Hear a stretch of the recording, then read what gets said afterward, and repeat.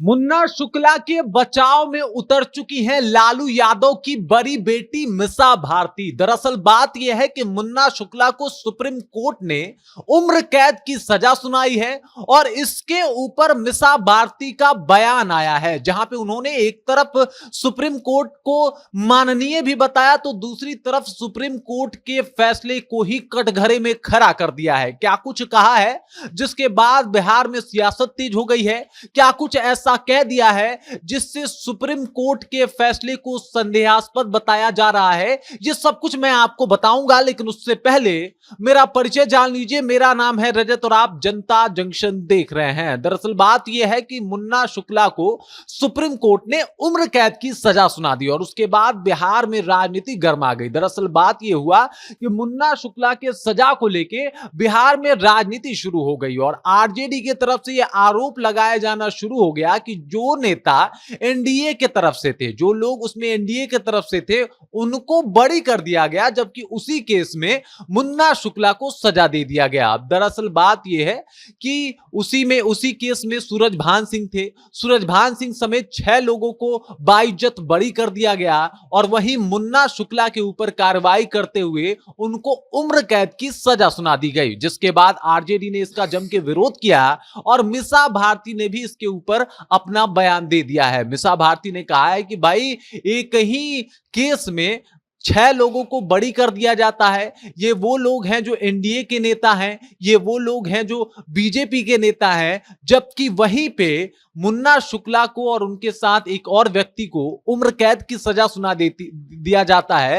वजह यह कि आरजेडी से आने वाले हैं। दरअसल बात यह है, ये बताती भी हैं कि आरजेडी इन्होंने अभी कुछ दिन पहले ही ज्वाइन किया था इन्होंने, और आरजेडी की तरफ से लोकसभा का चुनाव भी लड़ा था। पटना में इनको प्रभारी भी नियुक्त कर दिया गया था और उसके बाद इनको उम्र कैद की सजा सुना दी गई। ये कहीं ना कहीं विचारणीय बात है कि ऐसा क्यों किया जा रहा है, इस तरीके का काम क्यों किया जा रहा है। और एक बार फिर से इन्होंने सुप्रीम कोर्ट के फैसले को जो है वो संदेहास्पद बता दिया है। अब बृजबिहारी प्रसाद मामले में कई आरोपियों को गिरफ्तार किया गया था। निचली अदालत ने सभी को उम्र कैद सुनाई थी, लेकिन उसके बाद यह मामला हाईकोर्ट में गया और हाईकोर्ट में जाने के बाद सभी आरोपियों को बरी कर दिया गया, जिसके बाद रमा देवी जो कि बृजबिहारी प्रसाद की पत्नी है और सीबीआई के कोशिश के बाद यह मामला सुप्रीम कोर्ट में पहुंच गया। सुप्रीम कोर्ट में इस मामले की तहकीकात हुई, सुनवाई हुई और उसके बाद ये जो 3 जजों की पीठ थी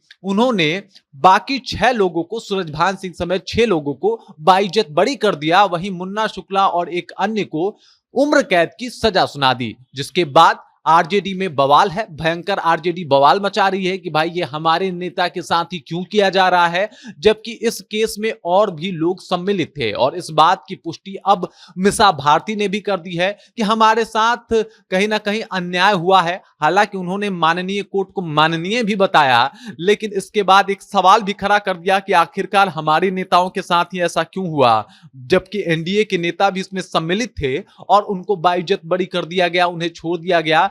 तो इससे थोड़ा सा शक होता है, शक की गुंजाइश बचती है और यह बात एकदम विचारणीय है कि हमारे आरजेडी के नेताओं के साथ ऐसा क्यों किया जा रहा है। हालांकि आरजेडी इससे पहले भी आरोप लगा चुकी है कि बीजेपी जो है अपने सत्ता का दुरुपयोग कर रही है। तेज प्रताप यादव ने भी कहा कि ईडी और सीबीआई का दुरुपयोग किया है।